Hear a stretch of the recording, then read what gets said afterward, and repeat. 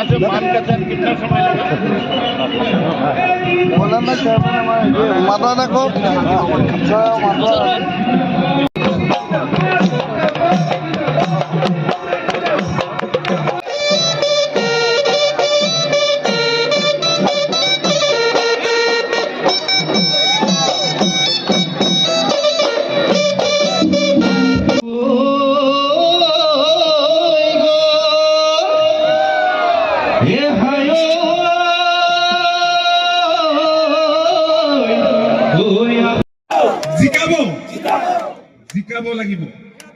জিকাব লাগিব কারণ ইয়াত এখন রজা আছে আমি যেতিয়াই আমি শুনো নিজকে রজা বুলি কয় এই রজার হাতখন আপনাদেরকে এবার উপরাব লাগিব উপরাবনে উপরাব কারণ আপনাদেরকে বেশিরভাগ সময় ইয়াত বসবাস করা ধর্মীয় সংখ্যালঘু লোকসকলে কংগ্রেসত ভোট দি আহিছে কিন্তু আপনাদের অপরাধ নহয় দেশৰ স্বাধীনতা দল স্বাধীনতার পিছত দীঘলীয়া দিন শাসন করা এই দলটোক আপনাদেরকে মনে প্রাণে ভাল পাইছিল আর সাবতি লৈছিল যোৱাবাৰলৈকে সাবতি লৈছিল কিন্তু আপনাদেৰক মই এটা কথা কম কংগ্ৰেসেৰ নেতৃত্বই কি কৈ আছিল আগতে ডাঙৰ নেতৃত্বই কৈছিল অলপ বেয়া শব্দৰে কৈছিল যেটো আমি ক'ব নোৱাৰো মানে ধৰ্মীয় সংখ্যালঘু লোকসকলৰ কথা কৈছিল চাহ জনগোষ্ঠীৰ লোকৰ কথা কৈছিল আৰু সেইসকল যিমান দিনলৈকে অসমত থাকিব আৰু সিমান দিনলৈকে কংগ্ৰেছ থাকিব কৈছিল এতিয়া চাহ জনগোষ্ঠীৰ লোক নাই তেওঁলোক আঁতৰি গ'ল 2014 চনৰ পৰা কৰিছে 2016 চনত কৰিছে 2021 চনত কৰিছে আৰু এতিয়া উন্নয়নৰ জখলাত দুপে এই জনগোষ্ঠীটো আগবাঢ়ি গৈছে চাহ জনগোষ্ঠীৰ লোকসকলে এটা সময়ত কংগ্ৰেছক মাই বাপ বুলি ভাবিছে কিন্তু মই দেখিছো সিদিনালৈকে ধৰ্মীয় সংখ্যালঘু লোকসকলেও কংগ্রেসক আব্বা আম্মা বলে গণ্য করে যদি নকরে তেতিয়াহলে হাতির প্রতীকত এবার আব্দুল রহিম জিগ্রাম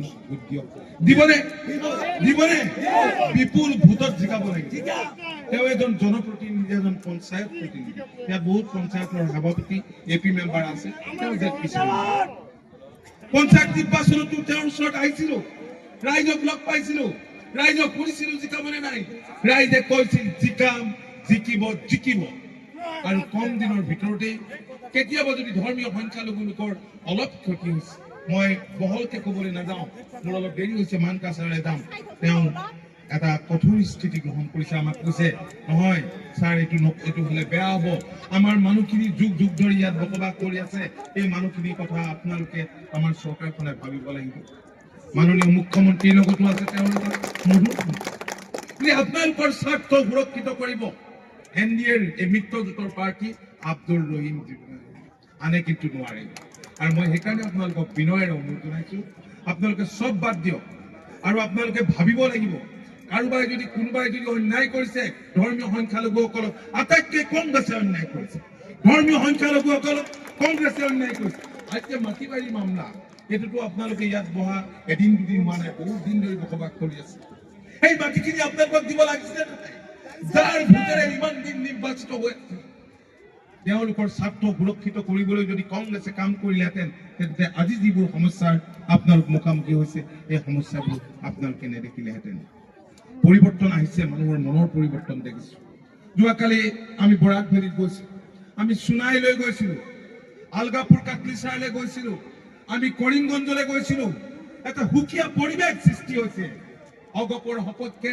মিত্ৰজোঁটৰ সপক্ষে বিজেপিৰ সপক্ষে ধৰিছে আৰু এই কথাটো একেবাৰে স্পষ্ট এবাৰ কংগ্ৰেছ আহিবই নোৱাৰে এআইডিএফ এক কেৱল ধৰ্মীয় উন্মাদনাৰ সৃষ্টি কৰি বদৰুদ্দিন সাহেবে ৰাইজৰ পৰা ভোট লয় জৰা পকাও কৰে তাৰপিছত কি কৰে তাৰপিছত অগৰ বেপাৰ কৰে বিদেশত গুচি যায় ধৰ্মীয় সংখ্যালঘুৰ স্বাৰ্থৰ ফালে পিঠি দিয়ে এই কথাখিনি যদি বুঝে তেতিয়াহ'লে মই ভাবো যে ধৰ্মীয় সংখ্যালঘু লোক ৰাজ্যখনত বসবাস কৰা অন্যান্য জাতি জনগোষ্ঠীৰ দৰে আগবাঢ়ি যাব হয়নে অৰুণোদয় পাব মুখ্যমন্ত্ৰী মহিলা উদ্যমিতা পাব সিএম ত্ৰিপুলে পাব সকলো পাব নিযুত মইনা পাব যিবিলাক আঁচনি চৰকাৰে সফলভাৱে ৰূপায়িত কৰিছে ৰাজ্যখনৰ বিভিন্ন প্ৰান্তত এইবিলাক সুবিধা পোৱাৰ লগে লগে এই বৃহৎ অঞ্চলটো অন্য অঞ্চলৰ সমানে সমানে আগবাঢ়ি যাব গতিকে এই কথাকেইটাই মই আপোনালোকক ক'লোঁ, বেছি কথা নকওঁ।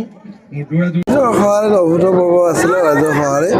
আৰু আচলতে যেতিয়া জনতা স্বতঃস্ফূৰ্ত ওলাই আহে তেতিয়া আপোনাৰ সেই কোনো ৰখাব নোৱাৰে। গতিকে ৰাইজ এবাৰ স্বতঃস্ফূৰ্ত ওলাই আহিছে, গতিকে যুৱ প্ৰজন্মটো আৰু ক'ব নালাগে, যুৱ প্ৰজন্ম সাংঘাতিক ধৰণে আহিছে। কাৰণ এই আমাৰ পৰম্পৰাগত যি ৰাজনীতি আৰু ৰাজনীতিবিদসকলৰ পৰা এই যুৱ প্ৰজন্ম অতিষ্ঠ হৈ গ'ল, এই সমাজ অতিষ্ঠ হৈ গ'ল, আইসকল, মাতৃসকল, ভগ্নীসকল অতিষ্ঠ হৈ গ'ল। গতিকে এইটো পৰিৱৰ্তন নিশ্চিত।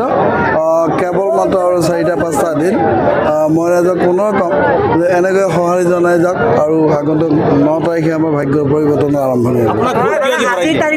মোক ভোট কিয় দিব ৰাইজেতো একদম বঢ়িয়া এটা প্ৰশ্ন।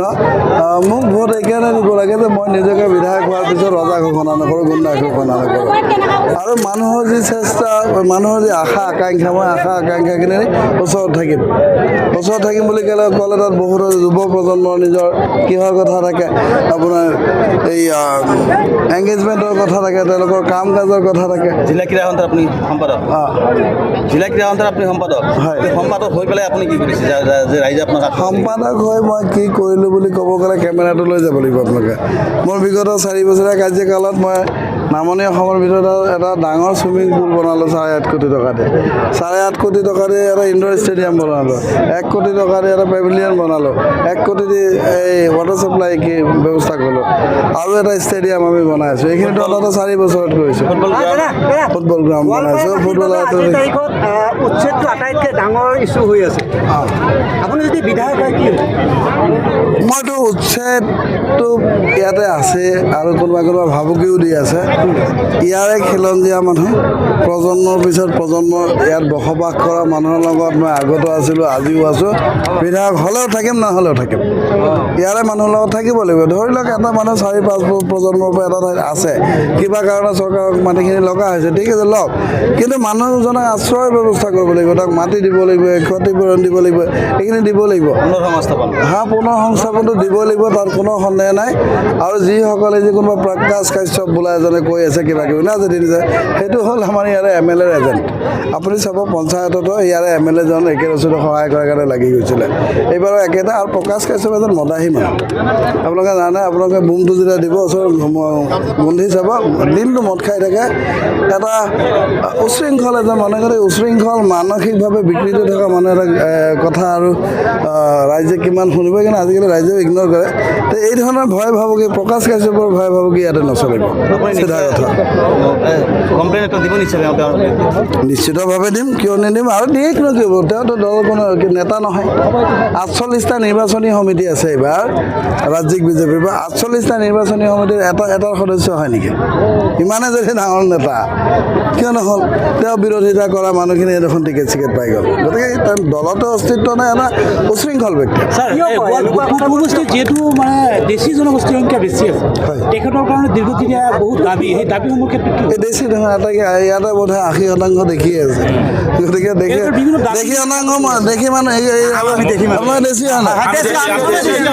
ইয়াতে 80% দেশী। এইবাৰ দেশী মানুহখিনি মোৰ নিশ্চয় দিব লাগে, তেওঁলোকৰ প্ৰাপ্য অধিকাৰ হয়। এওঁলোকে ইয়াৰ ভূমিপুত্ৰ হয়, তেওঁলোকে ইয়াৰে ভূমিপুত্ৰ হয়। গতিকে তেওঁলোকৰ খিলঞ্জীয়াৰ যি দাবী, যি ষ্টেটাছ, সেইটো দিব লাগে। আৰু তাত মোৰ ক'ব লগা কি, মোৰ সমৰ্থন কৰিব লগা হৈ আছে, মই তেওঁলোকৰ লগত আছোঁ।